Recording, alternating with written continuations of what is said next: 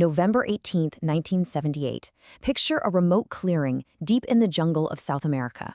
You can hear the insects, feel the thick, humid air, and then a voice comes over a loudspeaker. It's calm, almost soothing, and it's about to command the end of the world for nearly 1,000 people. We're not committing suicide. It's a revolutionary act. That is the actual voice of Jim Jones, captured on what's now known as the death tape, as he orchestrated the final, horrifying moments of his people's temple. To put this in perspective, this was the largest single loss of American civilian life in a deliberate act until September 11th. And this is the question that just haunts us, right? Why? Why would 918 people, including over 300 children, line up to drink poison-laced Flavor Aid in the middle of a jungle? It's a question that feels impossible to answer. But to even begin to wrap our heads around it, we can't start at the end. We can't start with the poison. We have to rewind all the way to the beginning, to the promise of a perfect world. So who was this guy? Well, James Warren Jones was born back in 1931 in rural Indiana. By all accounts, he was an intense and pretty strange kid, a total outcast who, maybe not surprisingly, found himself drawn to other outcasts. After studying all kinds of churches and their rituals, he decided to found his own in 1955, the People's Temple. Now, here's the thing that's so hard to square with what we know now. The early People's Temple was, for a lot of people, a genuine beacon of hope. I mean, think about it. In the segregated 1950s, Jones created one of Indiana's first fully integrated churches. They ran soup kitchens, they championed equality, and they promised this vision of a socialist utopia, a place completely free from the brutal racism of America. And you can see why this message was so powerful. 70% of the people who would eventually die in Jonestown were Black. For folks fleeing the Jim Crow South or the crushing poverty of city ghettos, the temple didn't feel like some weird cult. It felt like a radical, logical next step in the civil rights movement. Just listen to this one story about a woman named Hyacinth Thrash. One day, she saw the People's Temple Choir on TV, Black people and white people singing side by side, and she literally ran into the room shouting, "I found my church!" In a country that was tearing itself apart over race, this was an incredibly powerful vision. It looked like home. But here's the twist. Even then, that beautiful promise was all tangled up with deception. Jones would stage these elaborate faith healings, claiming to pull cancerous tumors right out of people's bodies. But in reality, they were bloody chicken gizzards he'd palmed in his hand. The good he did gave him power, and that power was already twisting into something really, really monstrous. So when the temple moved to California in the 1960s, its power just exploded. And all that power became a cover for escalating abuse and some deep, dark paranoia. By the 1970s, believe it or not, the temple was a political kingmaker in San Francisco. They could get thousands of volunteers out for an election just like that.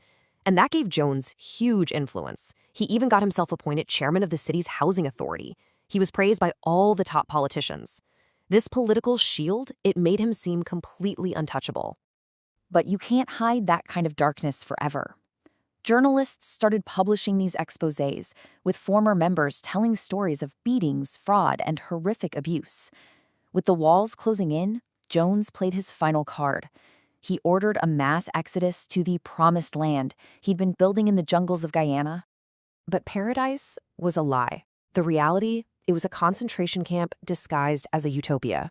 People were forced into 12-hour workdays in this punishing heat, and they were slowly starving on tiny rations. Jones's voice was constantly blaring from loudspeakers, 24/7, just a non-stop stream of propaganda. Families were split up, all mail was censored, and armed guards made sure that absolutely no one could escape. And then came the White Nights. These were suicide rehearsals. He would tell everyone they were loyalty tests, and he'd force them to drink what he told them was poison. They had one single, terrifying purpose: to completely destroy the will to survive. I want you to just try and imagine it. A siren screams, waking you up. You're rushed into the main pavilion where Jones is ranting that the CIA is in the jungle, coming to torture your children. The only way out, he says, is revolutionary suicide. You're handed a cup, you're told it's poison. You watch your friends drink, you drink, and for 45 minutes of absolute terror, you wait to die. And then Jones announces, it was just a test, this time. He was making the unthinkable normal. This all brings us to the final act. On November 17th, 1978, that imaginary enemy that Jones had been screaming about for years, well, it suddenly became real when a United States congressman showed up at their front door. Congressman Leo Ryan had come to investigate all the claims of abuse. Of course, Jones put on a big show, a huge party with food, music, the whole 9 yards. But in the middle of it all, a member secretly passed a note to a reporter. Just a simple, desperate plea. Please help us get out of Jonestown. That one act of incredible bravery cracked the whole facade wide open. The very next day, Congressman Ryan and a small group of people who wanted to leave were boarding planes at a nearby airstrip. Their escape was cut short. A tractor, pulling a trailer full of Jones's gunmen, drove right onto the runway and just opened fire. The whole scene turned to chaos. 5 people were murdered right there on that airstrip, including Congressman Leo Ryan. Now, by assassinating a U.S. congressman, Jim Jones had crossed a line. There was no going back. He had literally created the exact catastrophe he'd always prophesied, and that gave him the perfect excuse to go back to his followers and tell them the end had finally truly come. Back at the pavilion, as they were bringing out the vats of poison, one woman bravely stood up to him. Her name was Christine Miller.